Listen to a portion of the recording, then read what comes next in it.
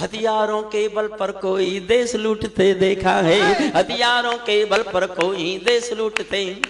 थोड़ा और साथ देना। मैं बनारस गया पिछले दिनों, तो मेरा एक दोस्त था वहां, मुझसे 2-3 साल बड़ा। जब मैंने कुर्सी मांगी घुटने की चोट की वजह से, तो पीछे से बोला, ए हरिओम पंवार तू अब बूढ़ा हो गया। मुझे सुन के बुरा लगा, लेकिन मेरे मुंह से जो उत्तर निकला, मैं राम की धरती पर आपका आशीष चाहता हूं इस उत्तर पर, ऐसी मेरे मुंह से निकल गया। मैंने कहा देखो भाई, जब सूरज शाम को ढलता है ना, उस समय भी उसका नाम सूरज ही होता है। तो मैं ढलते समय भी रहूंगा तो सूरज ही। क्या बात है बाबा जी, वाह। 6 पंक्तियां मेरा साथ देना, मंच को समर्पित करता हूं। स्वागत है। मैं सूरज के साम्राज्य से आंख मिलाने वाला हूँ, मैं सूरज के साम्राज्य से आंख मिलाने वाला हूँ, दुनिया के हर दादा का मैं ताज हिलाने वाला हूँ। आसमान की लाली मेरे शब्दों की चिंगारी है, मेरी पूरी दुनिया से टकराने की तैयारी है। मैं शब्दों की क्रांति ज्वाल हूँ, वर्तमान को गाऊंगा। जिस दिन मेरी आग बुझेगी मैं उस दिन मर जाऊंगा, जिस दिन मेरी आग बुझेगी मैं उस दिन मर जाऊंगा। दुनिया वालों आने वाला समय तुम्हें धिक्कारे। यहाँ से कविता शुरू होती है। पूरी दुनिया से विद्रोह कर रहा हूँ, दुनिया वालों। और कोई कहता है इसकी शादी नहीं हुई, कोई कहता है इसने की नहीं। मैं इस विषय में कभी बोला नहीं हूं, कभी किसी को जवाब नहीं दिया। आज राम की धरती पर बैठा हूं तो बोलता हूं, अगर कोई व्यक्ति एक याद के लिए पूरे 50 साल गुजार दे, तो क्या इससे बड़ा भी कोई प्यार होता है? वाह वाह वाह, जिंदाबाद। मैं बोला नहीं हूं कभी, क्योंकि ये नितांत व्यक्तिगत विषय है जिस पर मैं किसी से कभी नहीं बात करता, कभी बहस नहीं करता। दुनिया वालों आने वाला समय तुम्हें धिक्कारेगा, दुनिया वालों आने वाला समय तुम्हें धिक्कारेगा। महाशक्तियों की चुप्पी पर थूकेगा, दुत्कारेगा। दुनिया के दादा आतंकों से लड़ने में चूक गए, तालिबानी एटम की सत्ता के मुंह पर थूक गए। तालिबानी एटम, तालिबान पर सुनना 8 पंक्ति, और 8वीं पंक्ति पर आपकी तालियों का विस्फोट सुनना चाहता हूं। तालिबानी एटम की सत्ता के मुंह पर थूक गए, तालिबानी आतंकों की शैली गढ़ने वाले हैं, तालिबानी बर्बरता की सीढ़ी चढ़ने वाले हैं, तालिबानी यादों में लादेन छिपा कर बैठे हैं, अपनी यादों में पिंडी के नैन छिपा कर बैठे हैं। ये भारत के यान हरण की दर्द भरी दुर्घटना है, काबुल के दूतावासों में विस्फोटों की घटना है। इनके कारण हम जेलों से कातिल छोड़े बैठे हैं। ये गौतम बुद्धा की प्रतिमा बम से तोड़े बैठे हैं, ये गौतम बुद्धा की प्रतिमा बम से तोड़े बैठे हैं। तालिबानों की बेशर्मी शर्म पड़ी पानी पानी, दहशतगर्दों के कौड़ों से पिटती हैं दादी नानी। एक मुल्क में 600 साल पुराना पाषाण युग, लड़की बाजार नहीं जाएगी, लड़की स्कूल नहीं जाएगी, लड़की पढ़ने नहीं जाएगी, लड़की घर से बाहर नहीं निकलेगी। ऐसा होता है क्या दुनिया में? इस आज की दुनिया में 800 साल पुराना पाषाण युग एक देश में आ गया और दुनिया मौन है। एक ही लाइन वहां की नारी की स्थिति पर पढ़ रहा हूं, वहां की नारी की आज हालत क्या है। एक पंक्ति, केवल एक पंक्ति सुना और उस पर आशीर्वाद चाहिए आपका मुझे। तालिबान, आप किनकी तलाश में खड़े हैं साहब? आदरणीय आपसे कह रहा हूं बैठ जाए, रिकॉर्ड कर रहे हैं, प्लीज बैठ जाइए। आपको मालूम नहीं है मेरे बारे में, मैंने जिन सरकारों पे लिखा है ना, वो बैठ गई हैं। मैं बहुत आया नहीं हूं अयोध्या, इसलिए सब कुछ नहीं जानते मेरे बारे में, वरना अब तक आप खड़े रहे होते। हरिओम पंवार कविता पढ़े और आपका इतनी देर खड़े होने का साहस। अखिलेश यादव जी की सरकार होती तो आपको यश भारती मिलती इस बहादुरी पे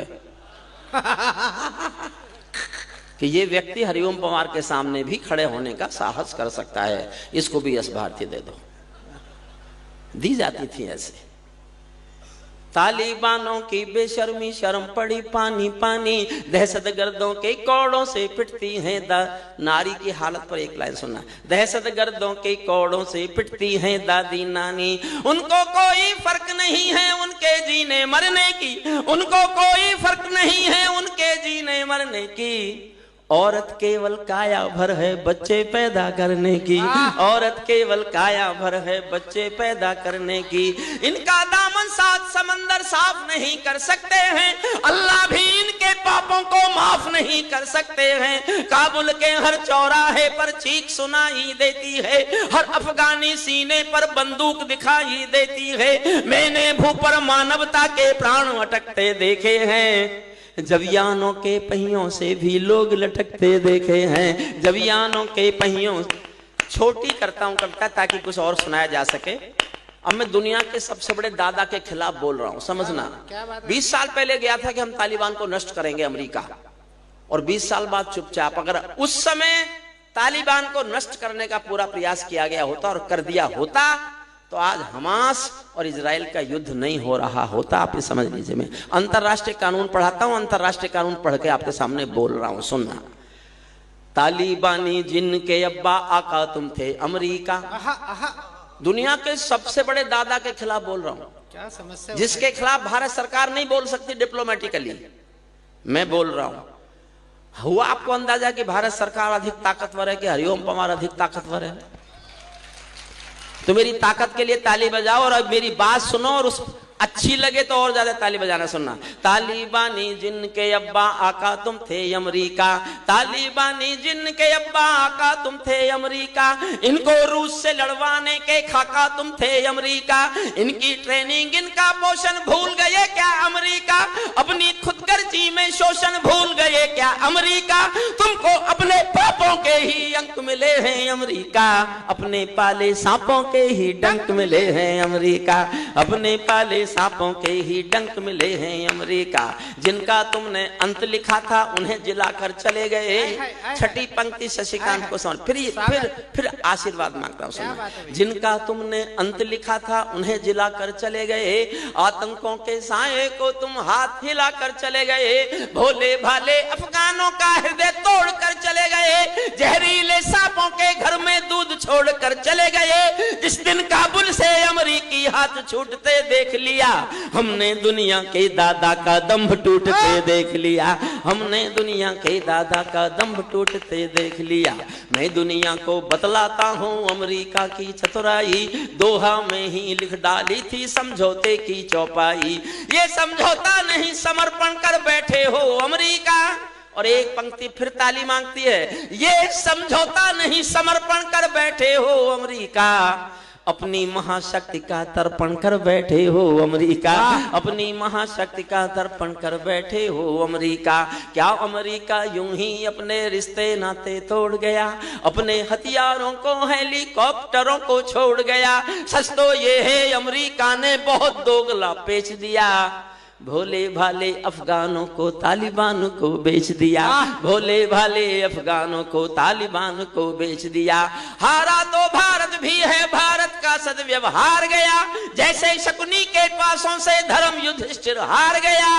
भारत असमंजसता वाली पीर समेटे बैठा है, जैसे माधव पंचाली का चीर समेटे बैठा है, जैसे माधव पंचा। साहब कविता इतनी थी, लेकिन उसी दिन 15 अगस्त 2021 को मैंने टेलीविजन पर तालिबानियों के प्रेस प्रवक्ता के बयान सुने। कम से कम 4-5 बार टेलीकास्ट हुआ बयान, मैंने 3 बार मैंने खुद सुना। उनका प्रेस प्रवक्ता बोल रहा था 15 अगस्त 2021 को, कभी भी कोई चाहे तो रिकॉर्ड कर ले, सारे चैनल्स पर आया था कि we have got our motherland Kabul and total Afghanistan, our next target is jihad in Jammu and Kashmir, and due to brotherhood we will support the war of the freedom of the jihadis and we will get it liberated। अरे मैंने कहा इनके तो इरादे बहुत खराब है, अगला लक्ष्य जम्मू कश्मीर की आजादी है, अफगानिस्तान तो प्राप्त कर लिया। और उसके सबूत मिले, जो हथियार अमेरिका ने छोड़े उनमें से कुछ हथियार ड्रोन से कश्मीर में गिराए गए।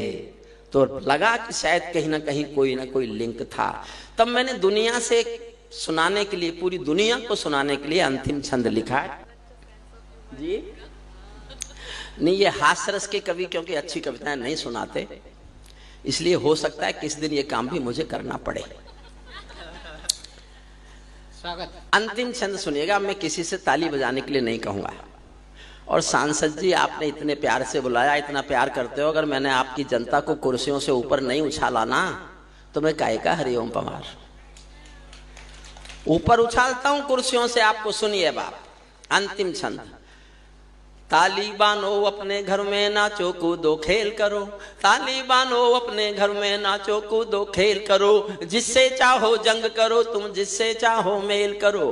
तालिबानो अपने घर में नाचो कूदो खेल करो, जिससे चाहो जंग करो तुम जिससे चाहो मेल करो, लेकिन मेरे कश्मीर के सपन देखना बंद करो।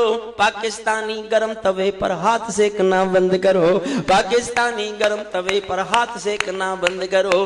तालिबानी अब्बा चाचा जो भारत में आएंगे, तालिबानी अब्बा चाचा जो भारत में आएंगे, ओसामा की तरह समंदर में दफनाए जाएंगे, ओसामा की तरह समंदर में दफनाए जाएंगे। हम घाटी में आतंकी अभियान कुचल कर रख देंगे, हम घाटी में आतंकी अभियान कुचल कर रख देंगे। कोयल के घर कौवों का अरमान कुचल कर रख देंगे। जो घुसपैठी घाटी में बारूदी गर्म हवा देंगे, जो घुसपैठी घाटी में बारूदी गर्म हवा देंगे, हम उनको जन्नत की 70 हूरों से मिलवा देंगे, हम उनको जन्नत की 70 हूरों। उछालूंगा साहब कुर्सियों से ऊपर, वरना मेरा नाम बदल देना। हम उनको जन्नत की 70 हूरों से मिलवा देंगे। चंद किराए के ये गुंडे और तमंचे पिंडी के, चंद किराए के ये गुंडे और तमंचे पिंडी के, सौदागर बनकर बैठे हैं आतंकों की मंडी के। पहले इनको संविधान की परिभाषा में समझा दो, ना समझे तो फिर बुलडोजर की भाषा में समझा दो, ना समझे तो फिर बुलडोजर की भाषा में। ना सारा सदन खड़ा करूंगा, अभी सुनते रहिए आप। ना समझे तो फिर बुलडोजर की भाषा में समझा दो। बंदूकों की गोली का उत्तर सद्भाव नहीं होता, हत्यारों के लिए अहिंसा का प्रस्ताव नहीं होता। कोई विषधर कभी शांति के बीज नहीं बो सकता है, और भेड़िया शाकाहारी कभी नहीं हो सकता है। धरती पर हत्यारी बंदूकों ने दर्पण नहीं किया, दुनिया में आतंकवाद ने कभी समर्पण नहीं किया। ये केवल कुचला जाता है, दूसरी राह नहीं होती। संकल्पों के निर्णय को जग के परवाह नहीं होती। जिस दिन भारत आतंकों पर पूर्ण विजय पा जाएगा, उस दिन पाकिस्तान हमारे चरणों में आ जाएगा, उस दिन पाकिस्तान हमारे चरणों में, उस दिन पाकिस्तान हमारे चरणों में आ जाएगा।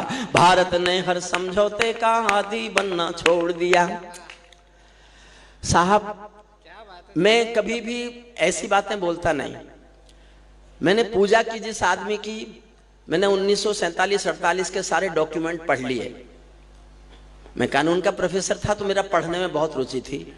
ये मैं किसी उद्देश्य से नहीं कह रहा, लेकिन हिंदुस्तान की राजनीति पर मुझे आश्चर्य होता है। सांसद महोदय, अपनी पार्टी के लोगों से आप भी पूछना कि ये सवाल आज तक क्यों नहीं उठा।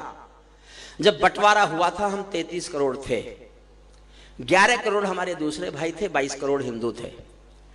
जमीन जनता के नाम पर बटी, 1/3 जमीन बांट ली गई 1/3 जनसंख्या के नाम पर।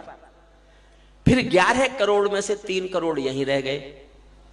उनके हिस्से की जमीन वापस क्यों नहीं मांगी गई? वाह वाह वाह वाह वाह। जमीन तो 11 करोड़ की चली गई, लोग 8 करोड़ और गए 8 करोड़। तब एक पंक्ति पढ़ रहा हूं, या तो चुप रहना, मेरा समर्थन नहीं करना चाहो तो समर्थन करो, तो इतनी ताकत से करना कि मैं डरना छोड़ दूं। मैंने जिस दिन लिखी तो मैं भी डर गया 1-2 दिन के लिए, मैंने कुछ गलत तो नहीं कर दिया। खाना ही नहीं खाया, सोया भी नहीं। फिर जनता मेरे साथ आ गई तो मैंने समझा मैंने कुछ गलत नहीं किया, कभी ना कभी तो ये बात कहनी पड़ेगी। मैं कह रहा हूं, आपको समर्थन करना हो तो बहुत जी भर के समर्थन चाहता हूं, सुनना। भारत ने हर समझौते का आदी बनना छोड़ दिया, भारत ने हर समझौते का आदी बनना छोड़ दिया। कुछ बातों में हमने बापू गांधी बनना छोड़ दिया, कुछ बातों में हमने बापू गांधी बनना छोड़ दिया। नई सदी का भारत है ये 62 वाला दौर नहीं। भारत माँ की जय के नारे लगा रहे थे, मत लगाओ, मत लगाओ, नारा लगाओ दुनिया के बाप की जय। अब हम दुनिया के बाप हैं, आप भारत माँ पे अटके हुए हो।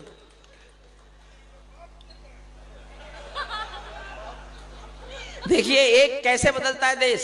क्या बात। सांसद जी, आपकी पार्टी को इसलिए सर झुकाता हूं कि कैसे बदलता है देश।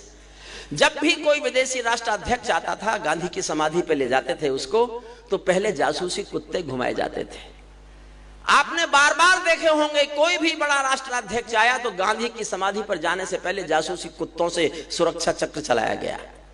जानते हो देश बदलता है तो क्या होता है? G20 में दुनिया के सारे दादा आए थे और गांधी की समाधि पर सब लोग नंगे पैर चलते हुए दिखाई दिए थे। सब लोग नंगे पैर चल रहे थे, कोई सिक्योरिटी लैप्स नहीं। हम भी नई सदी का भारत है ये 62, जो उसमें सुनना अंतिम कुछ पंक्तियां हैं बस। नई सदी का भारत है ये 62 वाला दौर नहीं, हम भी दुनिया के दादा हैं, दिल्ली हैं लाहौर नहीं। हमने अपने संविधान से 370 मिटा दिया, नेहरू जी ने डाला था जो सांप गले से हटा दिया।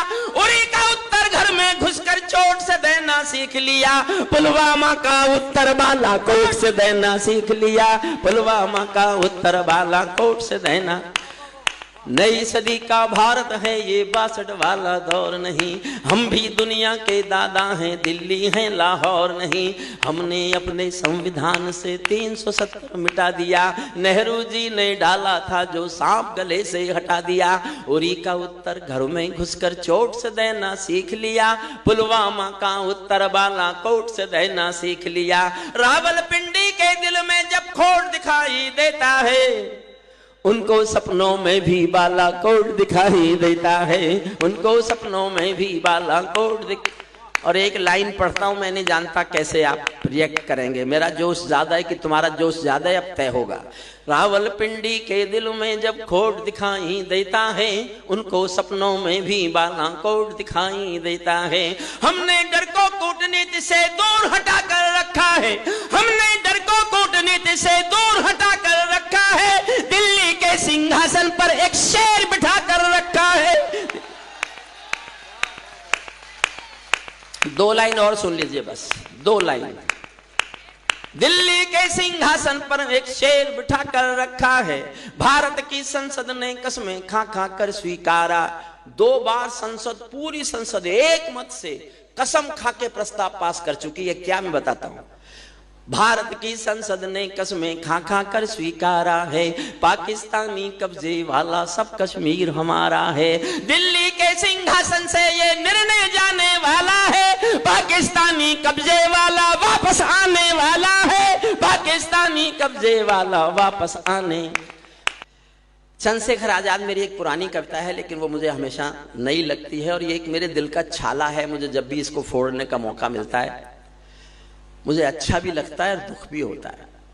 आदरणीय मायावती जी पहली बार जब मुख्यमंत्री बनी थी तो वो अपने समर्थन से नहीं बनी थी मुख्यमंत्री, भारतीय जनता पार्टी के समर्थन से मुख्यमंत्री बनी थी। और उन्होंने कुछ दिन बाद ही चंद्रशेखर आजाद के नाम के महाविद्यालय का पत्थर उखाड़ दिया था। एक पत्रकार ने हिम्मत करके कहा भी कि आप क्या कर रही हैं, ये महाविद्यालय चंद्रशेखर आजाद के नाम पर है। तो गुस्से में घूमकर बोली, कौन चंद्रशेखर आजाद, वो आतंकवादी। चंद्रशेखर आजाद को आतंकवादी कहा गया, पब्लिक के सामने कहा गया, प्रेस के सामने कहा गया और सब चुप थे। मैंने हरिद्वार में कहीं था, गंगा के किनारे बैठा हुआ, मैंने अखबार में पढ़ा तो मैं ये सोच के था कि तो राष्ट्रवादियों की पार्टी है, इनका समर्थन है, या तो उनको माफी मांगनी पड़ेगी या उनकी सरकार जाएगी। 6-7 दिन हो गए, कुछ भी नहीं हुआ।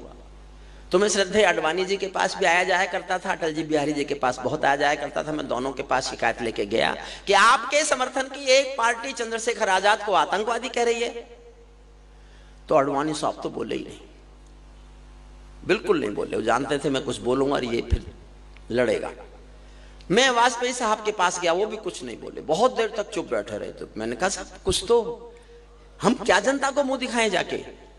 तो गुस्से में बोले, तू चाहता है हम इस बात पर सरकार गिरा दें। मैंने कहा जी मेरे चाहने से क्या होता है, लेकिन आप ये नहीं समझते कि ये चंद्रशेखर आजाद को आतंकवादी कहे और आपके समर्थन की पार्टी की मुख्यमंत्री कहे। तब मेरी बात पर ध्यान नहीं दिया गया। उसके बाद गए तो अभी आए। मैंने तभी दोनों से कहा, मैं कहा आपके, मैं बहुत दोनों वाजपेयी साहब के तो मैं पैर छूता था, मैंने उनके पैर छुए और मैंने कहा मैं एक कविता लेके जनता में जा रहा हूं, आपकी मजबूरी चुप रहना हो सकती है, मेरी कोई मजबूरी चुप रहना नहीं है। मैं आपकी सत्ता का हिस्सा नहीं हूं, मेरा सत्ता में कोई मोह है नहीं, ये कोई गर्वोक्ति नहीं है। सांसद जी जानते होंगे 14 में मुझे टिकट दिया गया था पार्लियामेंट लड़ने का, और 8 दिन तक मेरा टिकट मेरे नाम से रखा रहा। मुझे लड़ना नहीं था, मुझे लोकसभा नहीं चाहिए थी, मुझे सांसद नहीं चाहिए बनना, मैं राजनीति ही नहीं कर सकता, मुझे नहीं हो सकती राजनीति। बाबा रामदेव लेके आए थे टिकट, बाबा रामदेव के साथ कोई समझौता हुआ था पार्टी का, कुछ टिकट बाबा को दिया होंगे, बाबा ने उनमें एक मेरा फंसा दिया। बाबा मुझसे आज तक कहते तूने भरी थाली में लात मार दी। मैं कहा क्या होता, तू सांसद बन जाता। मैं कहा फिर क्या होता, फिर क्या होता। मैं गर्वोक्ति नहीं कर रहा हूं, मैंने बाबा से कहा एक दिन गुस्से में, जब मुझे बार बार ताना मारने लगे। मैंने कहा फिर क्या होता, क्या सांसद तो 800 है हिंदुस्तान में, हरिओम पंवार तो केवल एक है। वाह। कविता सुनिए, उसी समय की मेरी कविता है, लेकिन आपको आज की लगेगी, सुन लीजिएगा। मन तो मेरा भी करता है झूमो नाचूं गाऊं में, मन तो मेरा भी करता है झूमो नाचूं गाऊं मैं, आजादी की सौगातों पर 100 गीत सुनाऊं मैं, लेकिन शबनम वाला वातावरण कहां से लाऊं मैं, मेघ मल्हारों वाला अंतःकरण कहां से लाऊं मैं दामन में दर्द तुम्हारे अपने लेकर बैठा हूं, आजादी के टूटे फूटे सपने लेकर बैठा हूं, घाव जिन्होंने भारत माता को गहरे दे रखे हैं, उन लोगों को जेड सुरक्षा के पहरे दे रखे हैं। उन जो उस समय की कविता है, तो उस समय के लिए ताली बजाइए, मैं आज के लिए नहीं बोल रहा हूं कुछ भी। ताली तो बजानी ही पड़ेगी, ताली तो बजानी पड़ेगी। घाव जिन्होंने भारत माता को गहरे दे रखे हैं, उन लोगों को जेड सुरक्षा के पहरे दे रखे हैं, जो भारत को बर्बादी की हद तक लाने वाले हैं, वे ही स्वर्ण जयंती का पैगाम सुना। 50वां साल था आजादी का, स्वर्ण जयंती मन रही थी, तब ये घटना घटी थी।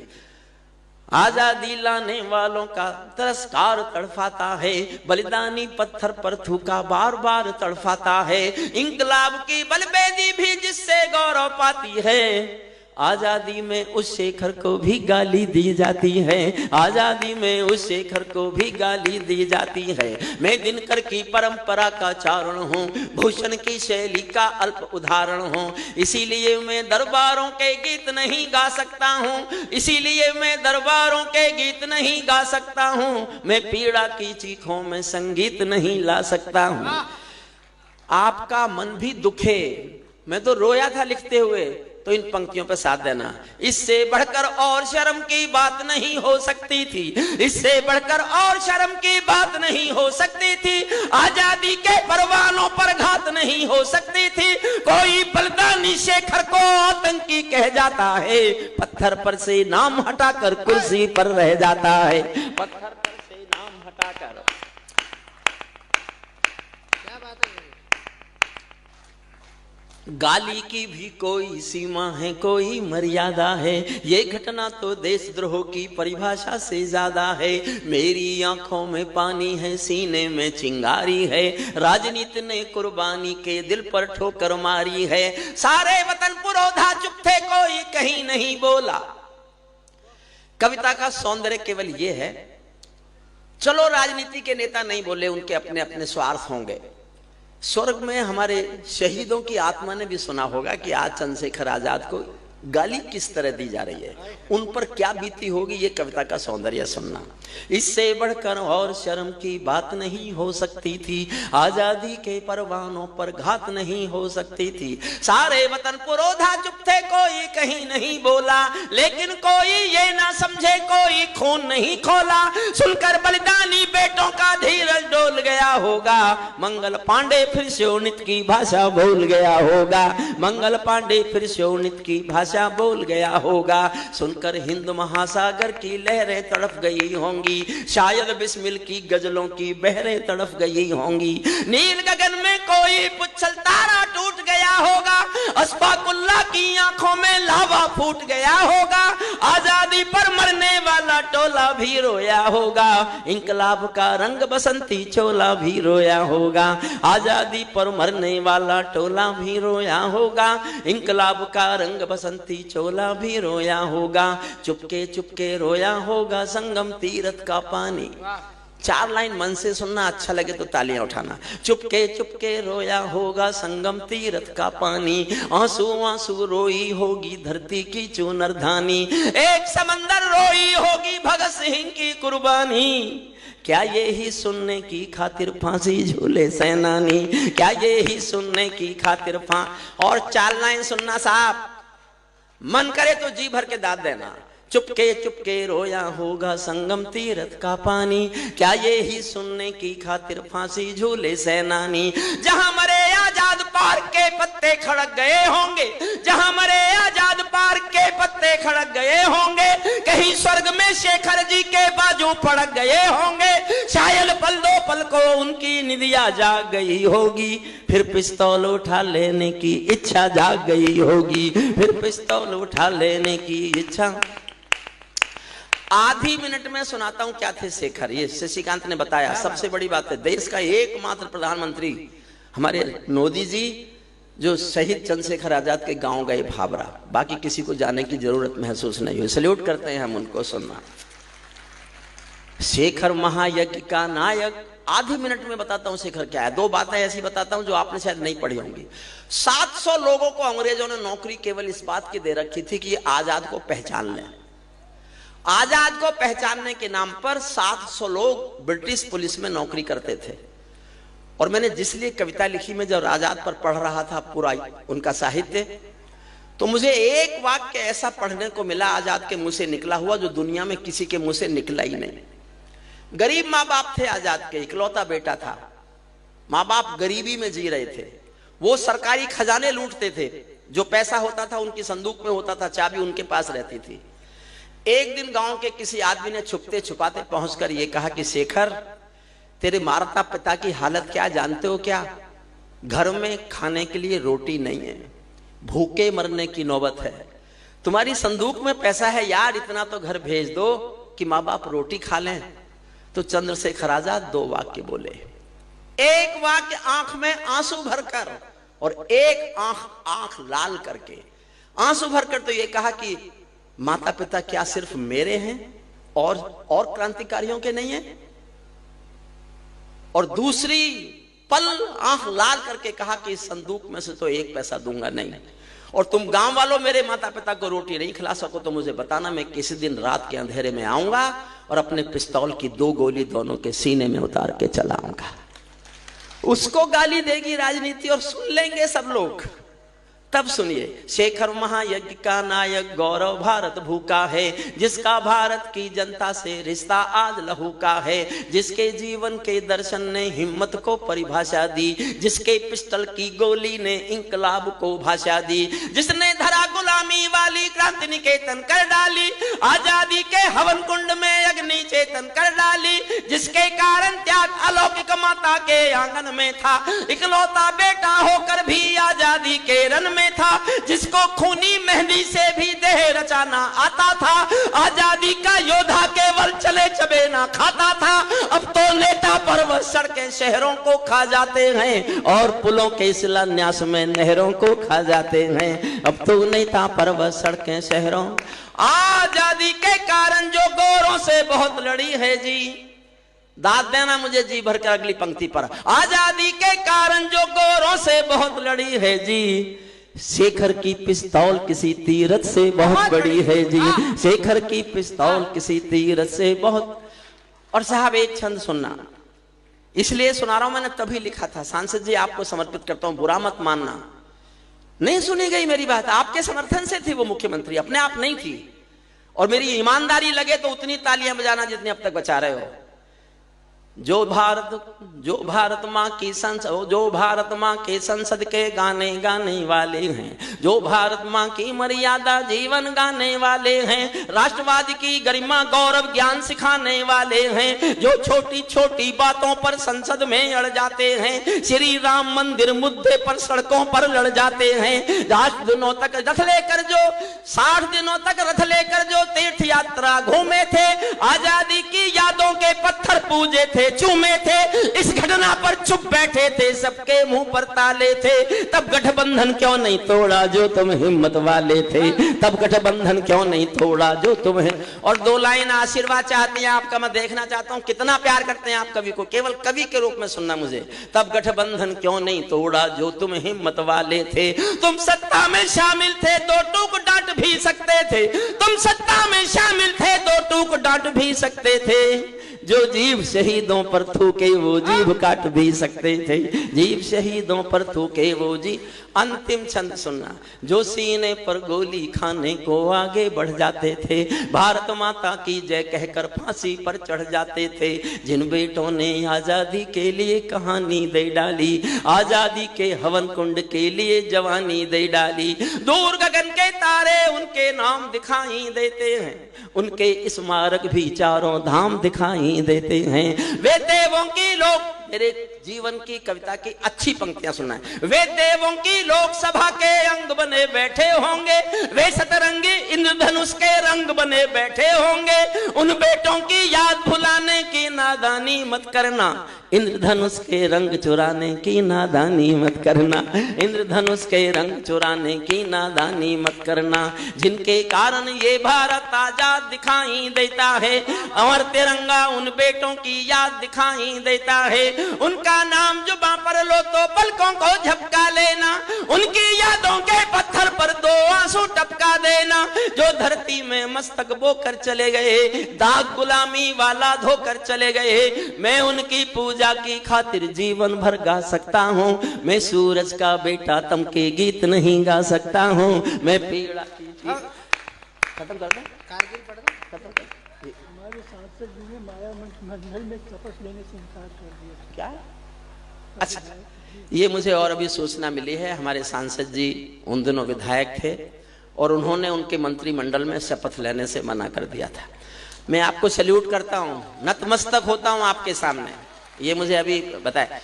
5 मिनट और सुन सकते हैं कि अपने, केवल 5 मिनट, एक भी नहीं उठे तो मैं केवल 4.5 मिनट की एक कविता सुनाना चाहता हूँ। सुनाऊं साहब? एक बार जरा ताली बजाइए जोरदार ताली। पानी और कारगिल विषय पर और शहीदों की शहादत को समर्पित एक ऐसी कविता जो शहीदी महापर्व इन दिनों चल रहा है और पहली बार हिंदुस्तान ने उस पर्व को जीने की जो संकल्प व्यक्त किया है, मैंने विशेष रूप से आग्रह किया डॉक्टर हरियम पवार जी से। देखिए 4.5 मिनट मांग रहा हूं मैं आपसे बस। जी जी भैया पानी की 1-2 बोतलें ऊपर भेज दीजिए। हाँ बिल्कुल बिल्कुल बिल्कुल। हाँ, अब उनको वो पैसे याद आ रहे होंगे ना जो मैंने लिए।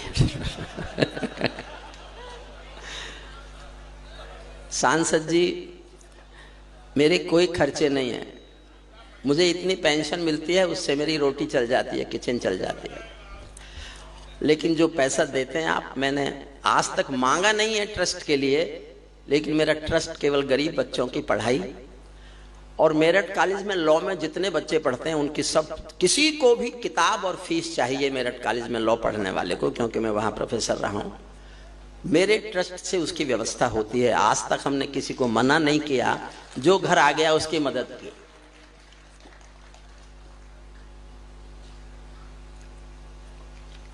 भगवान राम हमारे रक्षक देवता हैं।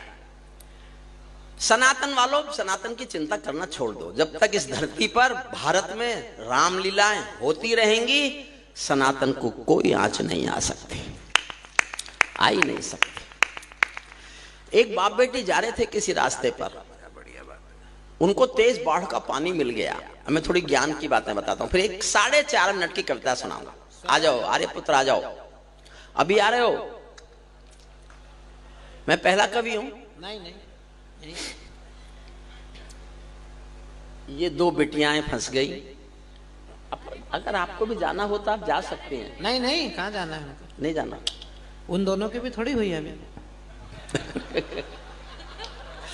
भगवान करे उनको अच्छे पति मिले, ऐसे ना मिले जो पता नहीं कहां कहां घूमते रहते हैं, क्या क्या करते रहते हैं, क्या क्या बोलते रहते हैं। क्या कह रहा है? दोनों की इंदौर में करूंगा शादी। इंदौर तो क्या, मध्य प्रदेश में ही मत करना।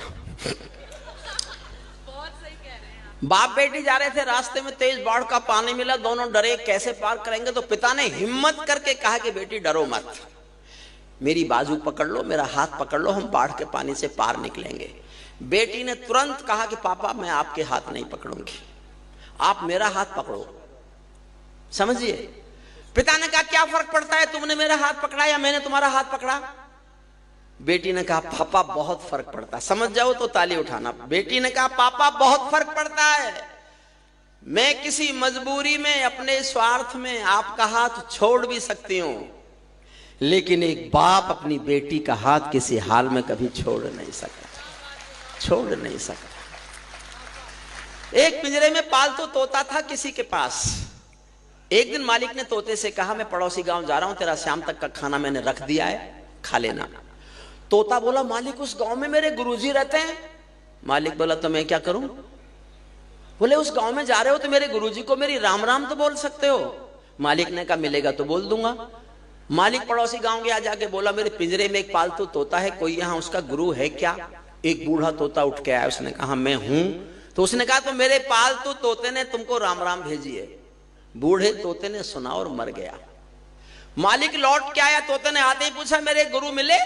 मालिक बोला काय का तेरा गुरु, तेरी राम राम बोली वो तो सुनते ही मर गया। इतना सुनते ही पिंजरे का तोता भी मर गया। अब समझना मैं कहना क्या चाहता हूं। पिंजरे का तोता भी मर गया। जब मालिक ने पिंजरा खोला तो तोते की आत्मा कहती चली गई कि मालिक तुम समझे नहीं, मेरे गुरु ने मेरे लिए इशारा कर दिया, संदेश भेज दिया कि जिसको आजाद होना है उसे मरना आना चाहिए। भगवान राम हमारे रक्षक देवता हैं, भगवान कृष्ण हमारे रक्षक देवता हैं, लेकिन सब मैं हाथ जोड़कर सर झुकाकर यह कहता हूं कि उनको मैंने नहीं देखा। क्या बात? मैंने नहीं देखा। ये दर्शन, ये सब हमारी भावनात्मक अनुभूतियां हैं। ए भैया, ए बैठ जाओ। ए यूक्रेन की तरफ हो कि रूस की? बोलो क्यों रहा है? जो मैं कह रहा हूं अगर आप समर्थन कर सके तो जी भर के करना। मैंने भी देखे हैं रक्षक देवता। मैंने वो रक्षक देवता देखे हैं जो वर्दी पहनकर सीमा पर खड़े हैं और हमारी रक्षा करते हैं, देश की रक्षा करते हैं, वो भी रक्षक देवता है। मैं उन्हीं के ऊपर एक कविता सुना रहा हूं आपको, श्रद्धांजलि की। करगिल में, मेरठ में एक बेटा, ये अमित जी बात कर रहे हैं ना सांसद जी से? जी हाँ अमित। अच्छा अमित जी, अमित जी थोड़ी देर और बैठ जाओ, 5 minute, 10 minute, 15 minute. Captain Manoj तलवार नाम का एक सैनिक शहीद हुआ करगिल में। उसका पार्थिव शरीर मेरठ आया। अंतिम संस्कार में भारी भीड़ थी, मैं भी गया, पीछे भीड़ में मैं भी खड़ा था। भीड़ में खड़े होकर भीगी पलकों से मैंने कविता लिखी। आप किनकी सिक्योरिटी में जो जा रहे हैं? चले और तेज चले और अपनी स्टैन गन को कंधे पर लादते हुए धीरे धीरे आगे बढ़ते हुए वो बाउंड्री लाइन के बाहर जाने का प्रयास कर रहे हैं। और वो कुछ देर के बाद बाउंड्री लाइन के बाहर निकल जाएंगे और 6 रन के लिए बाउंड्री लाइन के बाहर।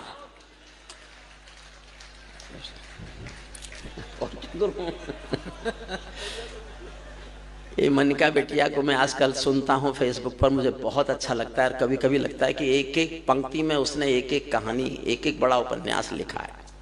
अद्भुत है। पूरा घर तुम्हारा, एक थोड़ी सी क्या कोना है मेरा, एक कोना, पूरा घर तुम्हारा। इससे बड़ा समर्पण भारतीय नारी कर सकती है और दुनिया में कोई नहीं कर सकता। मन से कविता सुन लीजिए।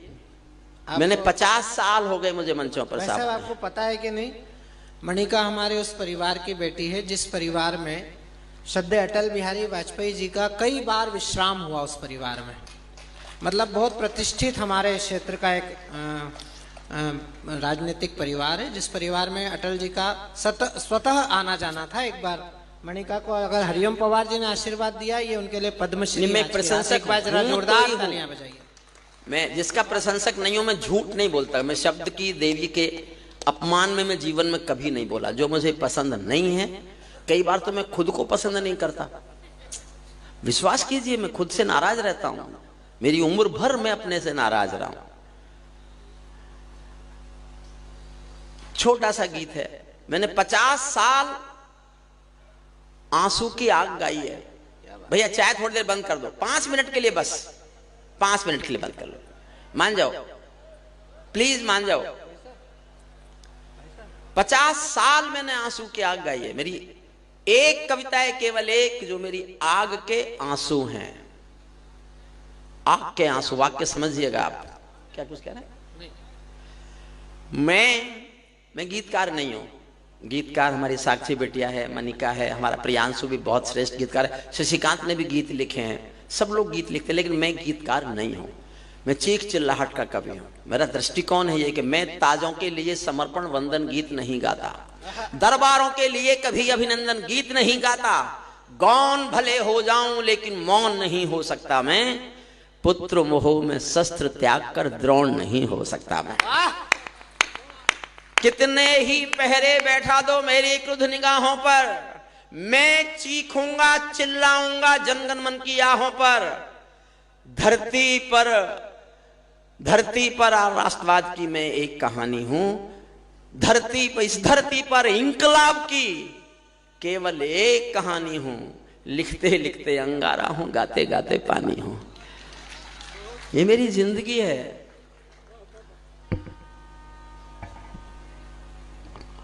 मैं केशव का 5 जन्म भी गहन मौन में खोया हूँ। उन बेटों की याद कहानी लिखते लिखते रोया हूँ।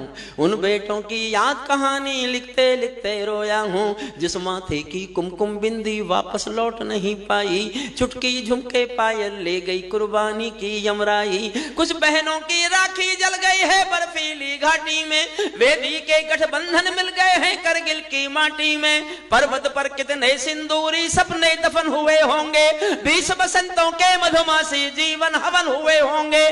टूटी चूड़ी धुला महावर रूठा कंगन हाथों का, कोई मोल नहीं दे सकता बासंती जज्बातों का, कोई मोल नहीं। वाह, सचमुच मेरा जिंदगी भर की कमाई है ये। क्या बात है दादू। सत्ता का आकर्षण मेरी भूख नहीं, शाल दुशाला चंदन मेरी भूख नहीं। राजनीति के बंधन नहीं चुने मैंने, राजनीति के बंधन नहीं चुने मैंने, राजनीति के बंधन नहीं चुने मैंने। पद्म पुरस्कारों की चाह नहीं करता, दरबारों की मैं परवाह नहीं करता, दरबारों की मैं परवाह नहीं करता। झोपड़ियों से लाल किले तक जाता हूं, भूखे भिखमंगे बच्चों को गाता हूं, लेकिन कवि का दरबारों में शीश नहीं झुकने दूंगा, कविता का सिंहासन से संग्राम नहीं रुकने दूंगा। क्या बात है दादू। मैं केशव का 5 जन्म भी, टूटी चूड़ी धुला महावर रूठा कंगन हाथों का, कोई मोल नहीं दे सकता बसंती जज्बातों का। जो पहले पहले चुंबन के बाद लाम पर चला गया, एक पल का एहसास जीना मेरे बाद साथ। ताली बजाना मत बजाना, एहसास से मेरे साथ होना। जो पहले पहले चुंबन के बाद लाम पर चला गया, नई दुल्हन की से छोड़कर युद्ध काम पर चला गया। उनको भी मीठी नींदों की करवट याद रही होगी, खुशबू में डूबी यादों की सलवट याद रही होगी, खुशबू में डूबी यादों की सलवट। और साहब सांसद जी, आपके सामने सर झुका के जीवन की सबसे अच्छी पंक्ति पढ़ता हूं। मैंने एक पंक्ति अच्छी लिखी है आज तक, बस मैं एक पंक्ति का कवि मानता हूं अपने को। और हिंदी मैंने सचमुच नहीं पढ़ी, मैं हिंदी का कभी विद्यार्थी नहीं रहा, मैं तो संयोग से कवि हुआ। जेपी आंदोलन की कोख से पैदा हुआ कवि हूं मैं। जेपी आंदोलन की कोख से 2 चीजें पैदा हुई थी, जनता पार्टी और हरिओम पंवार। जनता पार्टी का मुझे पता नहीं है, हरिओम पंवार सांसद जी के बुलावे पे आपके सामने बैठा हुआ है। मन से सुनिए, ऐसी एक पंक्ति और लिख पाऊं इसके लिए दुआएं देना मुझे। मैं अपने जीवन की सबसे अच्छी पंक्ति अयोध्या के लल्लू जी के सांसद जी के इस कवि सम्मेलन को समर्पित करता हूं, आपके चरणों में समर्पित करता हूं, सुनना। उनको भी मीठी नींदों की करवट याद रही होगी, खुशबू में डूबी यादों की सलवट याद रही होगी। उन आंखों की 2 बूंदों से 7 सागर हारे हैं, उन आंखों की 2 बूंदों से 7 सागर हारे हैं। जब मेहंदी वाले हाथों ने मंगल सूत्र उतारे हैं, जब मेहंदी, उन आंखों की 2 बूंदों से 7 सागर हारे हैं। जब मेहंदी वाले हाथों ने मंगल सूत्र उतारे हैं, गीली मेहंदी रोई होगी छुपके घर। सत्य घटना पर लिखी मैंने कविता। एक बिटिया पढ़ती थी, मेरी विद्यार्थी थी, जो एक फौजी उसका दोस्त था। दोनों एक दूसरे को प्यार करते थे, घर वालों को बताने से डरते थे, मैं जानता था। और मुझ पर जिम्मेदारी डाल रखी थी कि सर आप मनाओगे हमारे घर वालों को। वो लड़की एक दिन अपने प्रेमी के नाम की मेहंदी रचाती है और उसी दिन खबर आती है कि वो शहीद हो गया। गीली मेहंदी रोई होगी छुपके घर के कोने में, ताजा काजल छूटा होगा चुपके चुपके रोने में। जब बेटे की अर्थी आई होगी सोने आंगन में, शायद दूध उतर आया हो बूढ़ी माँ के दामन में, शायद दूध उतर आया हो बूढ़ी माँ के दामन में। वो विधवा पूरी दुनिया का, सारे संसार में, किसी भी मुल्क के किसी भी मजहब में स्त्री अर्थी को कंधा नहीं देती, फिल्मों को छोड़कर। फिल्मों में तो कोई भी कुछ कर सकता है। भरतपुर राजस्थान में जिला है, उसके पास एक गांव है अजान, ये सत्य घटना है, कल्पना नहीं है। वहां का एक बेटा शहीद हुआ वीरेंद्र सिंह। सेना उसका पार्थिव शरीर लेके आई, उसकी पत्नी ने गांव वालों की मर्जी के खिलाफ, सेना के अफसरों की मर्जी के खिलाफ शादी के दिन वाले कपड़े पहने और शमशान घाट तक अपने पति की अर्थी को कंधा दिया। ये दुनिया की पहली घटना थी जब कोई औरत अर्थी को कंधा दे रही थी। मैंने एक लाइन लिखी है, सुनना। जब बेटे की अर्थी आई होगी सोने आंगन में, शायद दूध उतर आया हो बूढ़ी माँ के दामन में। वो विधवा पूरी दुनिया का बोझा सर ले सकती है, वो विधवा पूरी दुनिया का बोझा सर ले सकती है, जो अपने पति की अर्थी को भी कंधा दे सकती है। मैं ऐसी हर देवी के चरणों में शीश झुकाता हूँ, इसीलिए मैं कविता को हथियार बनाकर गाता हूँ, इसीलिए मैं कविता को हथियार बनाकर गाता हूँ। जिन बेटों ने पर्वत काटे हैं अपने नाखूनों से, कल्पना करो कैसे लड़ते होंगे -48 और +48 में। और समय एक छोटी सी बात कहता हूं, दुनिया का अमीर से अमीर आदमी, भारत के भी छोड़ो, अडानी अंबानी को छोड़ो, वो बिल गेट्स वगैरह कौन कौन है, वो दुनिया का कोई अमीर आदमी किसी से कहे कि मैं तुमको जितने चाहो पैसे दूंगा, 10 करोड़ महीना, 50 करोड़ महीना, लेकिन तुमको मेरे लिए मरना पड़ेगा, मरना पड़ेगा मेरे लिए, कोई करेगा नौकरी? फौजी करता है, फौजी करता है, वो जानता है कि देश के लिए मरना पड़ेगा, फिर भी एक सीमित सी तनख्वाह में नौकरी करता है। तब सुनिए, जिन बेटों ने पर्वत काटे हैं अपने नाखूनों से, उनकी कोई मांग नहीं है दिल्ली के कानूनों से। जो सैनिक सीमा रेखा पर ध्रुव तारा बन जाता है, उस कुर्बानी के दीपक से सूरज भी शर्माता है। गरम दहानों पर तोपों के जो सीने अड़ जाते हैं, उनकी गाथा लिखने को अंबर छोटे पड़ जाते हैं। उनके लिए हिमालय कंधा देने को झुक जाता है, कुछ पल को सागर की लहरों का गर्जन रुक जाता है। उस सैनिक के शव का दर्शन तीर्थ जैसा होता है, चित्र शहीदों का मंदिर की मूरत जैसा होता है, चित्र शहीदों का मंदिर की। 8 लाइन बाकी है, मैं कविता खत्म करता हूं, उससे पहले हाथ जोड़कर मेरे 2 निवेदन सुन लीजिए। जिस भी दिन इस कविता को पढ़ता हूं मैं हाथ जोड़ के निवेदन करता हूं, डिबेट में हूं, टीवी पर हूं, किसी भी भाग कहीं भी ले रहा हूं, मैं निवेदन करता हूं। 2, आपके आसपास 20-25 किलोमीटर में कोई ऐसा परिवार हो जिसने देश के लिए कभी शहादत दी हो। 62 से लेके आज तक अगर किसी परिवार का कोई बच्चा, कोई बेटा देश के लिए कुर्बान हुआ है और आप जानते हैं कि इस परिवार में कोई है, तो साल में एक बार एक मिठाई का डिब्बा और फूल की 2 माला लेकर के उसके घर जाना प्रारंभ कीजिएगा। वो परिवार ना भूल जाए कि देश नहीं भूला है उसको, देश नहीं भूला है उसको। और एक मेरा दूसरा अनुरोध है, हाथ जोड़कर निवेदन करता हूं, आप स्टेशन बैठे हैं, बस अड्डे बैठे हैं, रेलवे स्टेशन बैठे हैं, हवाई अड्डे पर बैठे हैं, आप बैठे हैं और आपके सामने से कोई फौजी गुजर रहा है जिसने वर्दी पहन रखी है, चाहे नेवी का है, चाहे एयरफोर्स का है, चाहे आर्मी का है, अगर आप बैठे हुए हैं और आपके सामने से गुजर रहा है कोई सैनिक वर्दी में, तो खड़े होकर 2 ताली बजा दो, सैनिक को एहसास कराओ कि देश उसकी कमर पर खड़ा हुआ है, देश उसके साथ है। ये मेरे 2 निवेदन है, 10 लाइन में और पढ़ता हूं, सुनना। क्या ये देश, चाय बंद नहीं करोगे मेरे कहने के बाद भी, और मैं चाय वाले से ज्यादा कह नहीं सकता, तुम जानते हो ना मैं चाय वालों से कुछ कह नहीं सकता, मान जाओ भाई। अच्छा देखो, ये होता है विरोधाभास। मैंने तो निवेदन किया था सांसद जी के सब कुछ आप सबको चाय पिलवाओ, और मैं ही रोक रहा हूं। अरे भाई मेरी गलती है, चलो अभी 2 मिनट बाद सब चाय पी के जाना, सबको मिलेगी, सुनिएगा। क्या ये देश उन्हीं का है जो सीमा पर मर जाते हैं, क्या ये देश उन्हीं का है जो सीमा पर मर जाते हैं, अपना खून बहा कर टीका सरहद पर कर जाते हैं। कोई युद्ध वतन के खातिर सबको लड़ना पड़ता है, संकट की घड़ियों में सबको सैनिक बनना पड़ता है। जो भी कौम वतन की खातिर मरने को तैयार नहीं, उसकी संतति को आजादी जीने का अधिकार नहीं, उसकी संतति को। आखिरी लाइन सुन लो। मेरे घर में नेता बहुत हैं सांसद जी, बचपन में पीटते थे, अब डांटते हैं, तो मैं भी बदला तो निकालता ही रहता हूं। तो मैं एक लाइन ऐसे लिखना चाहता था नेता पर कि इतनी कठोर हो जिससे ज्यादा कोई पढ़ा लिखा आदमी उससे ज्यादा कठोर भाषा नहीं बोल सकता। और मैं ये भी चालाकी चाहता था कि कोई सामने बैठे हो तो उनकी समझ में ना आए, और समझ में भी आए तो इतनी देर में आए जब तक मैं निकल लूं। तो 4 लाइन सुनिएगा, मन से यहां विदा लेते हैं। सांसद जी, जो हुआ बहुत अच्छा हुआ राम के दरबार में, राम की धरती पर, सांसद जी के संरक्षण में जो हुआ हिंदी माँ का हुआ। सब कवियों ने अच्छा पढ़ा, आप सब ने बहुत अच्छा सुना, आप सबको मैं नतमस्तक होकर सैल्यूट करता हूँ। अंतिम 4 लाइन पढ़ के सांसद जी आ जाएंगे, आपको आशीर्वाद देंगे। बोलेंगे ना 1 मिनट तो? अच्छा, और कोई बोलेंगे? नहीं, सांसद जी बोलेंगे। आप ही बोलेंगे, आप आइए।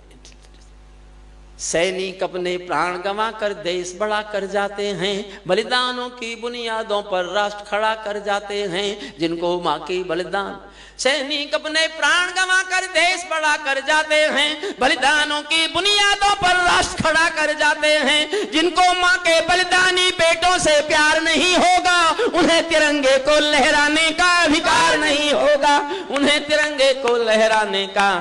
सच्चा है अपना प्यार तो क्या इस जहां का डर, गुलबन के गुलिस्तां वफा में फिर खिलेंगे हम। अब बिछड़ रहे हैं कोई रंज मत करो, फिर बाहर आएंगी तो फिर मिलेंगे हम। सितारों को आंखों में महफूज रख लो, बहुत दूर तक रात ही रात होगी। मुसाफिर हो तुम भी, मुसाफिर है हम भी, किसी मोड़ पर फिर मुलाकात होगी। सांसद जी, आप आशीर्वाद दे दीजिए, धन्यवाद दे दीजिए आकर।